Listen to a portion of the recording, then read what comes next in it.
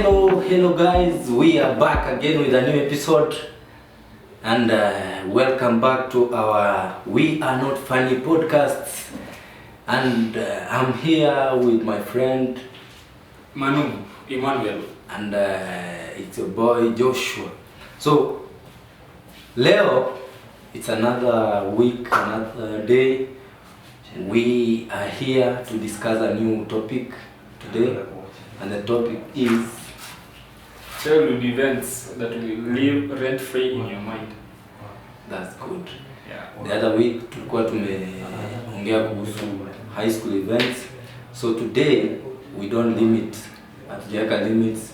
Yeah. So your childhood inaweza kuwa kuanzia miaka 10. Naanzia miaka 5 hapo. Sijui kama unakumbuka events kutoka miaka 5 ukiwa 5 years old. I think miaka 5 itakuwa kidogo sana because kuna watu wengine huwezi kumbuka. Kuna vitu zenye zilihappen. Bro, me I can remember even hata the events zilitokeanga hapo 2 or 3. Mimi naweza kumbuka nilikuwa 3 years, 2 or 3. I can remember. But acha tuwekea limit ya 10 years. Hiyo itakuwa kama nimewachocha. 2 3 nimewachocha 3 years. We are live on TikTok. Naona watu wanaingia. Nimeona Mdoli anasema Mbia Mono. Huyu ni Mkisi. Kutoka huko juu Manga, I guess. So guys, let's tap. Meanwhile, we are on with our discussion. Yeah. I think tuliweka poster huko online, ilikuwa Facebook and TikTok, Even WhatsApp. And comments ziko hapa ni mingi sana. Maybe kama sitasoma yako utaniwia radhi kwa sababu ni mingi. Yeah. I guess tutaanza na Kevin Kevin anasema hivi. Alipitia nini akiwa mtoto? Ananiambia akiwa mtoto kuna siku alikuwa ametumwa kwa duka. So kutumwa kwa duka, anasema nilikuwa nimetumwa kwa duka. Nikapewa 30 bob. Niende ninunue sukari. At that time I guess kuanzia 2010 kwenda chini sukari ilikuwa 25, si ndio? Class 5 hadi 20. Hadi 20. So at that time yeye ananiambia sukari ilikuwa 25. So akatumwa akapewa 30 bob, akaambiwa anunue sukari 5 bob yenye inabaki anunue sweets. So kufika huko akapata mtu wa duka amebadilisha bei. Bei ni 30 bob. Lakini sasa kumbuka mzazi alikuwa amemwambia aje 5 bob akule 5 bob akule sweets. So huyu jamaa kitu alifanya akati alipata bei imechange, akanunua sweets. Akarudisha change, akamwambia sukari iliongeza mpaka 30 bob. Lakini ashakula 5 bob yake kama hajanunua hata sukari. This is so funny. So naweza penda sana nifikie huyo, ulisema ni Kevo. Naweza penda sana nimfikie nijue mamake alimfanyia nini. It's very funny. Like nakumbuka mzazi angekupiga vibaya sana. Lakini hapana. Sijui kama wazazi wengine wangeelewa situation kama hiyo. Hiyo story imenikumbusha inafanana tu, lakini sasa yangu iko a bit different. Ni kitambo sana hapo, it was around hapo 2011. So 2011 nimetumwa sukari. Hiyo story yake siwezi sahau. So nimetumwa sukari na maade. So sukari ilikuwa the same price, ilikuwa 25. So maade naye alikuwa na 25, ameniambia aje enda kwa kuna jamaa fulani hapo home alikuwa anaitwa Montomori. So tulikuwa tunapenda kununua sukari kwake. Alikuwa anauzanga 25 na kuna venye alikuwa anaitae. Sasa hapo home tulikuwa na duka mbili kwa tunanunua vitu. So kwa Montomori kuna venye alikuwa anaifunga design fulani, utajua tu ukinunua sukari utajua umenunua kwa huyu Montomori, ama ukinunua kwingine itajulikana tu umenunua kwingine. So mimi nikasema aje. So si nimetumwa sukari nimepewa that I need 25 ndio sukari. Lakini kwa hii duka nyingine walikuwa wanauzanga 20, walikuwa wanaweka sukari kidogo. Mimi nikapiga hesabu zangu nikasema lazima nikule hii 5. Nitafanya aje? Nikaenda kwa hiyo duka nyingine nikachukua sukari huko. Nikarudishiwa 5 bob, Si mimi nikakuja 5 bob nikakula mandazi. Nikafanya nini unajua? Nikaenda nyumbani na sukari. Madeni ndio huyo. Kaanza kuniuliza, "Hii sukari umenunua wapi?" "Hii sukari nilinunua kwa Mondo Morito." Mwambia mama kweli hivi sukari nilinunua kwa Mondo Morito. Ni venye sijui ndio wali. Hapana kuna venye huko wanafunganga. Nikamwambia sasa mimi sijui walifanya aje. Aya, unajua maada akaniambia aje. "Rudisha hiyo sukari wakupe pesa." Rudisha hiyo sukari huko. Rudishie pesa yako hapa ndio kuchukua sukari mimi mwenyewe. Ai bro, alai nikapiga hesabu nikasema hapa sasa mimi nimekufa. Ndio nikasema maadhi basi acha nikwambie ukweli. Ukweli siku nilinunua sukari kwa Mondo Morito. Nilikuwa nataka tu hiyo 5 bob. Hiyo maadhi hiyo siku sijui Mungu alimunguza akacheka akaniambia, "Kwamba tu umesema ukweli. Ungeona cha mtema kuni." Tunashukuru sana. We are live on TikTok, on Facebook and other platforms. Hii ni podcast inaitwa We Are Not Funny Podcast. Sure. Live on TikTok. Tunataka followers na watu ambao wanatusupport. Tunataka kuona comments. Topic ya leo ni childhood events that you will always remember in your lives, you know. Ile yenye yani ni funny but still inakupea trauma fulani hivi. So kuna mwingine alikuwa ananiambia hivi walikuwa wanatoka shule. Huyo anaitwa Ambrose. Ananiambia hivi walikuwa wanatoka shule. So at kitambo ulikuwa unakumbuka 20 bob was a lot of money. Hiyo a lot to 8 kwenda chini. It was a lot of money.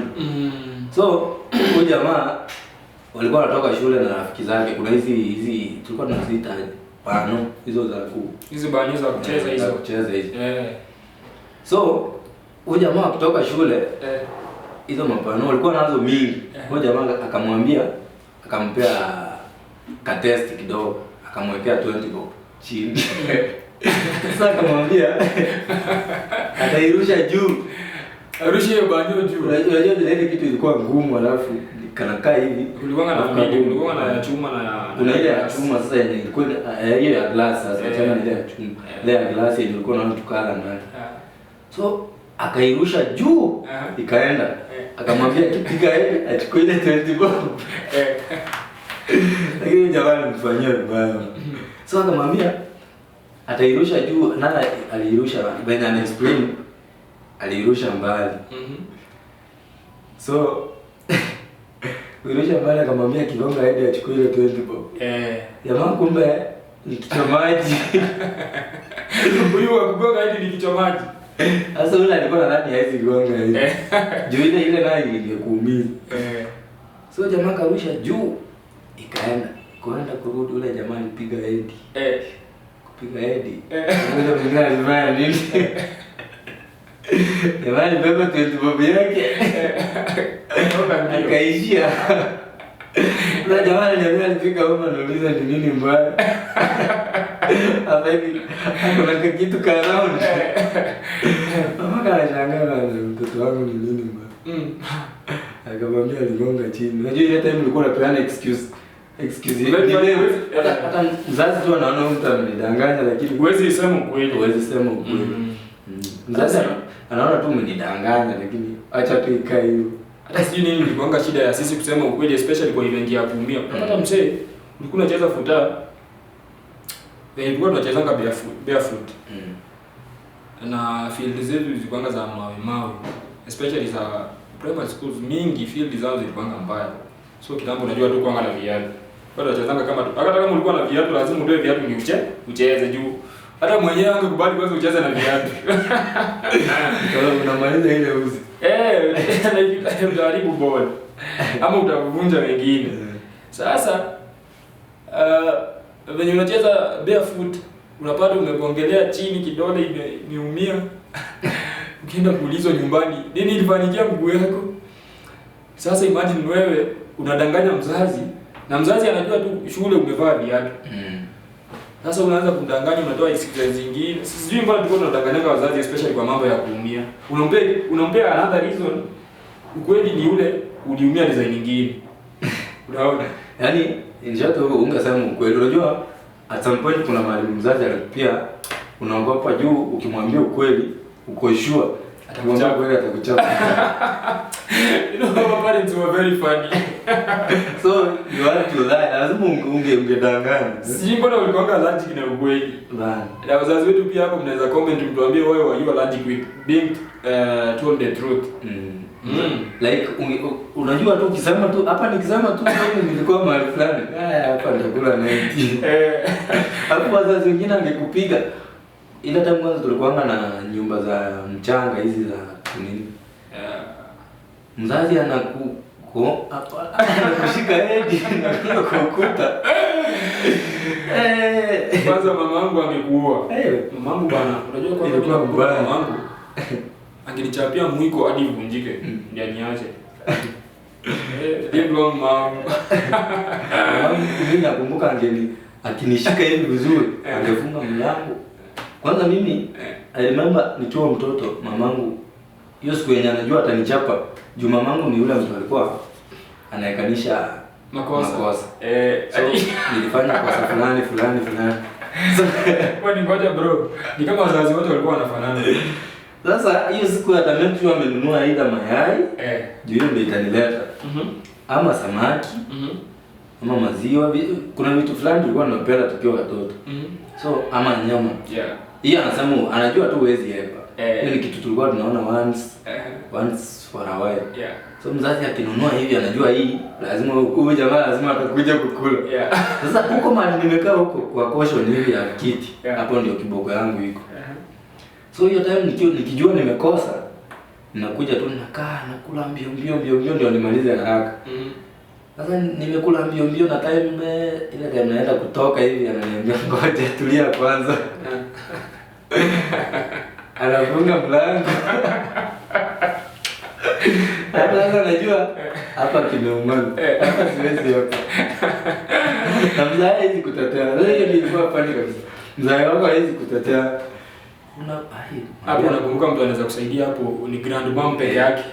Ama babu. Unapiga tu ndio hadi. Grandmom tu akuja haki.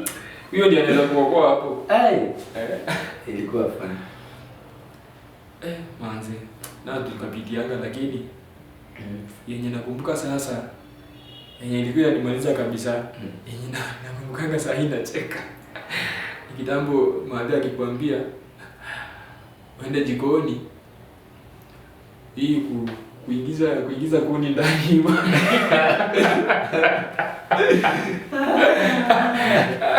Sasa mnaweka maji ya kupika. Sasa madhana anakuambia aje, hebu enda uone kama hiyo moto inaendelea kuwaka. Unafika tu kitchen unapiga mahesabu zako, unaangalia maji hivi, nasema na njaa yenye imekugonga, unasema hii si alishi. Unaongeza maji yako. Sijui kama ulifanya hiyo.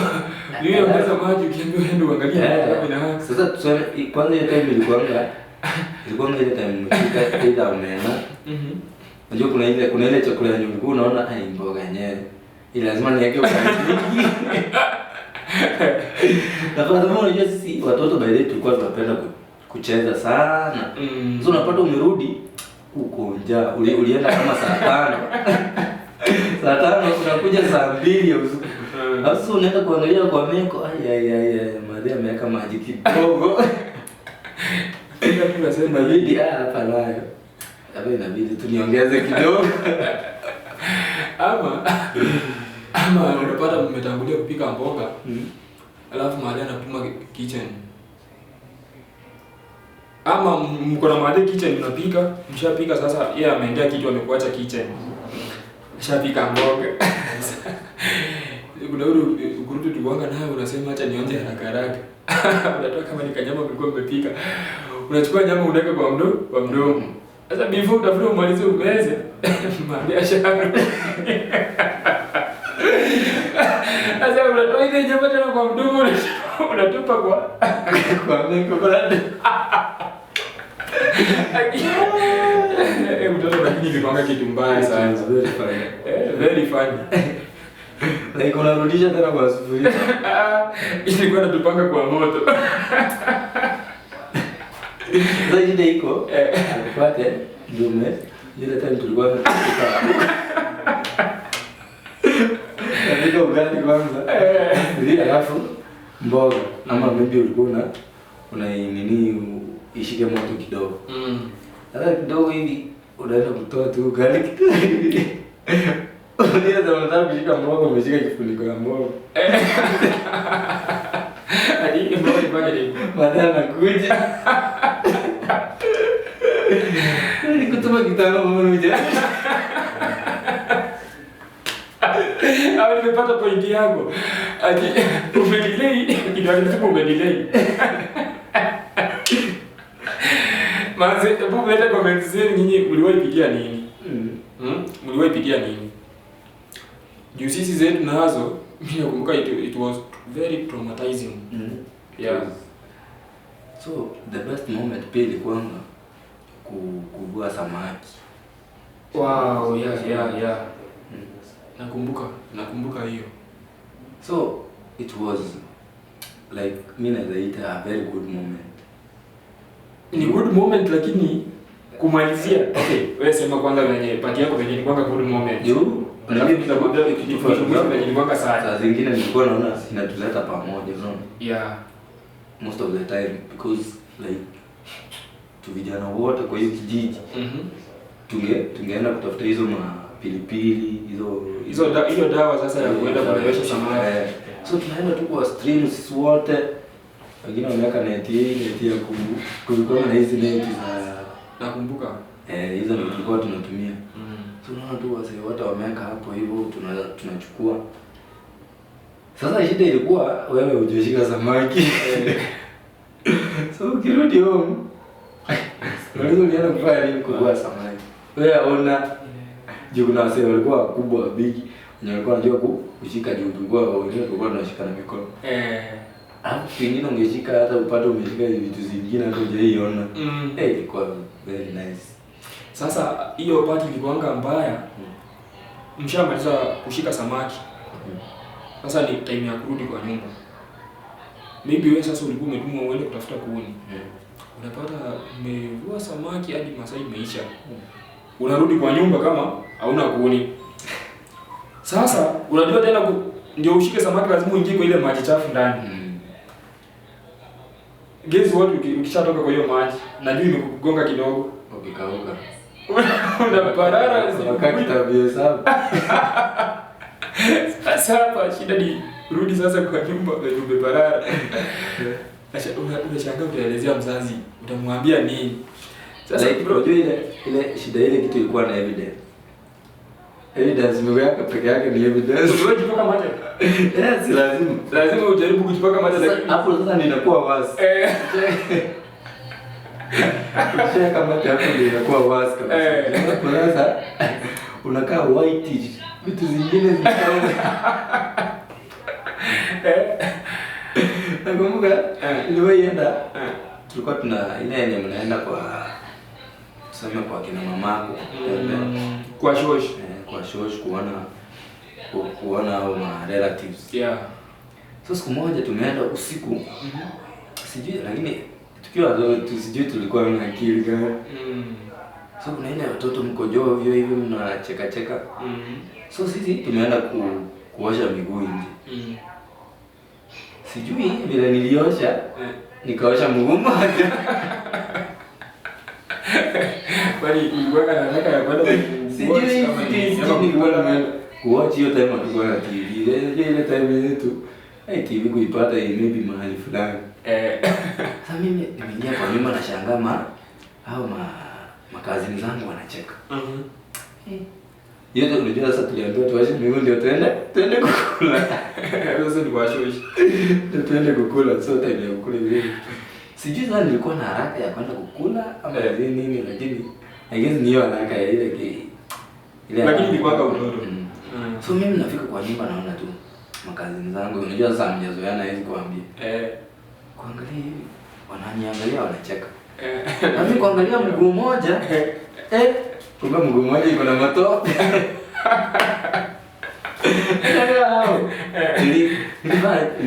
Nikaosha mguu mmoja nikasahau moja. Hiyo ndio sasa kama ulikuwa unafikiria chakula sana. Sana, si ndio? Lakini sasa hii napenda chakula. Bro, sasa mimi sijui kama kwa kijiji yenu ama kwenu huko. Nilikuanga na mahali pa mlikuanga na ule mtu mmoja mwenye ako na TV. Mlikuwa mnaendanga kwake kuwatch TV. Bro, my child was yani ilikuwa tu full of traumas. So tulikuwa na huyu mama mmoja, tulikuwa tunaendanga kwake kuwatch TV. So kuna hizo vipindi tulikuwa tunawatchingi za kina Machachari, Papa Shirandra hizo. Kina Mother in Law. So sasa the traumatic part iko hapa. Manze alikuwa anatubegeanga hivi. Ndio watch TV kwake. Lazima akupeka kazi. Lazima ufanye kazi. Lazima either kudondoa mahindi. Sasa hiyo sasa ndio kwa tunafanyanga sana. Kudondoa mahindi, si ndio? Sasa siku nyingine uende upate bana nyumba imefungwa bana unasumbuka. Yaani manze ilikuwa mbaya.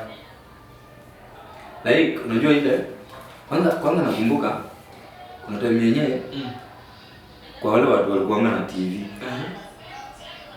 Sasa unaenda kulikuwa hao watoto wao either mko yako ama anti yako, so ni kazi ya. So ni cousins.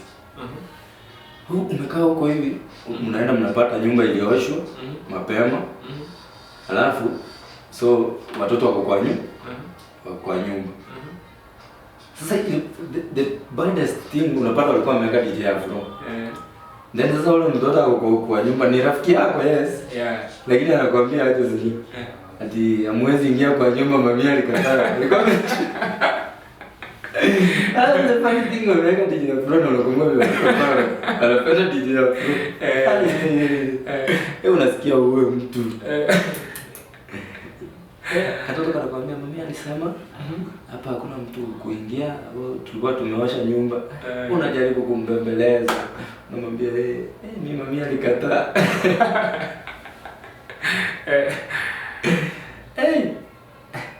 Hapo time bana. Uko hapo unamwambia bro bana. Acha basi tuache fungua hata curtain. Tuache kidogo. Ndoka kwa dirisha lakini wapi? Anakukataza. Maybe unapata hapo ni kama walikuwa wameplan kupika chakula. Yaani ilikuwa mbaya. Meanwhile we are live on TikTok, on City Pulse Studios. Nana Dixon hapa Edukidi. Anasema ati nyinyi hata mnafaa kutumiwa unga kama iko si hata gifts. Kwa hiyo tunakaa Waluya Diki. Kananimaliza. Diki is one of my favorite childhood friends. It's very funny. Tunafaa tuminvite hapa siku moja. Anafaa kuja hapa. Because Diki is one of those boys wenye walikuwa na drama sana tukiwa tunagrow. So most of the childhood events tulikuwa tunafanya na yeye. Sasa Diki Swan anakumbuka ile incident yenyewe. Anakumbuka ile time yenye mwenye mpira. So unapata kijana fulani, yeye ndio mwenye ball. Sasa unaenda kucheza. Jamaa yeye anafaa achague timu. Yeye kwanza anapewa priority ya kuchagua watu wake kwanza. Yeye anafaa kujua watu wake ni kina nani, wale the best ni wake. Not ball ni yake. So Dikisi alikuwa jamaa. Kama anajua ule kucheza mpira na unataka kucheza na yeye, hiyo boli yake anabeba aende. Lazima ucheze na yeye. Lazima ucheze na yeye. Ama abeba aende. So inabidi sana tena mwanzo kumbembeleza sawa basi kana yeye ndio awachie ball. So he was alikuwa na drama sana. So nikiata comment hapa. Najua tu huyu. I wish you invite me. Tunamkumbusha story mingi sana. Hebu mlete comments, leta comments. You wanna talk about them? Nataka kila mtu andike story yake. Kiwa mtoto. Yeah. Nakumbuka sasa tukiwa watoto. Unajua most of us tulisomanga primary school. Hizi za public. Public yeah. Yeah. So ukikumbuka ile shule tulikuwa tunapenda kuvaa viatu kitambo kabisa ya. Yeah, kitambo. Hatukuwa tunapenda kuvaa like hatukuwa nazo, si ati hatukuwa. Ndio mimi nimeshangaa sana ukisema ati hatukuwa tunapenda kuvaa viatu. Hatukuwa nazo. Yeah. So hiyo time ungeenda shule, everybody, kila mwanafunzi alikuwa amekanyaga chini. Barefoot, it was uniform. So siku moja mzee wangu akaenda, alikuwa anasoma Uganda. Sasa mimi niko hapo, mzee wangu amerudi kutoka Uganda shule. Anakuja ananiletea viatu, socks na kabag. So hiyo siku mamangu ameamka asubuhi, amenidress vizuri. Sasa mimi nafika tu nikitoka hivi nikienda shule, marafiki zangu kila mtu amekanyaga chini. Sasa mimi nashangaa mbona mimi nimevaa viatu. Sasa nafikiria nitafanya aje? Wale marafiki zangu wataniona aje? Tunateremka na wao, mimi peke yangu ndio nimevaa viatu. Nikaangalia hivi, nikaangalia kando hivi, nikabaki nyuma kidogo. Nikatoa viatu na socks. Nikaficha. Nikaeka kwa miti. So mimi nimeenda shule tu kama mtu wa kawaida. After lunch tena nikapitia huko. Nikavaa viatu ndo nikaenda huko. Na unajua the fun part about that ungevaa viatu uende nazo shule, marafiki wangekutenga. Like unaona sasa wewe. Okay. Hata kama si kukutenga, ulikuwa unaonekana kama mtu fulani very different. Nakatu outsider. Ukai mmoja wao. Yaani haiko ina make sense that sasa umevaa viatu au wengine hawajavaa. Kwanza karibu shule yote. Mtu mwenye alikuwa anajaribu sana alikuwa anavaa slippers. So kwa hapo umevaa viatu, nikaenda kuangalia hapana. Haiwezi. Kumika ilikuwa mbaya. Anyway, mambo ni mingi, najua tuwezi maliza. Mambo ni mingi sana. Tunashukuru sana kwa wale ambao wanaendelea kulike na kucomment. Najua Dikini mtu mmoja anajua kulike sana. Sasa hivi kumwambia afikishe 4000 likes. Tafikisha. That's a very supportive friend. He's a good man. So memories ni mingi. Kila mtu akona memories zake za zilikuwa zinafurahisha, zingine zinakukasirisha. So watu walichangamka na naona watu tunaendelea kuchangamka kila siku. These are broadcast, tunaendelea kugrow. It's an upcoming podcast. We are still learning on how to do it. Bado haja perfect sana. Yeah. So you can support us. Kitaka kutuma gift, you can send a gift. Sure. Hatuwezi kataa. Yeah. Then you can like mnaweza pia tupea changamoto, mnaweza rectify, mnaweza pia so kuna madam hapa ananiambia guy pole, you are growing old. This doti alipanga unamjua doti wenda nisije kwa nasoma Mtiko High School. So Doti, thank you for commenting. So iko sawa sana. Let's keep commenting, let's keep talking each and every Tuesday. Tutakuwa live on TikTok, next week tutakuwa live on YouTube. Yeah. And meanwhile hapa mahali tuko ni City Pal Studios, that's where we are shooting from. Sure. You can come here, take your good photos and everything. And let's keep the memories. Umesahau kuna event coverage. Kuna Hizi za matanga, harusi and commercial photography like advertisement. Yeah. So we do every other coverage. So meanwhile, let's to support. Tunataka followers, likes on YouTube. Tutaingia PK Media Studios. Yeah. That's where you find us. Tunafanya pia events, live coverage. Ziko kwa YouTube, you can watch. Then just follow. Let's talk. Let's chat. Our podcast will be live every Tuesday. Tuesday by 7. Leo tulichelewa kidogo lakini we are very sorry. But you are yet to decide either Tuesday or Wednesday. Yeah. And they call it 2 days. Yeah. Naona sasa tumeingia, tuko live on TikTok.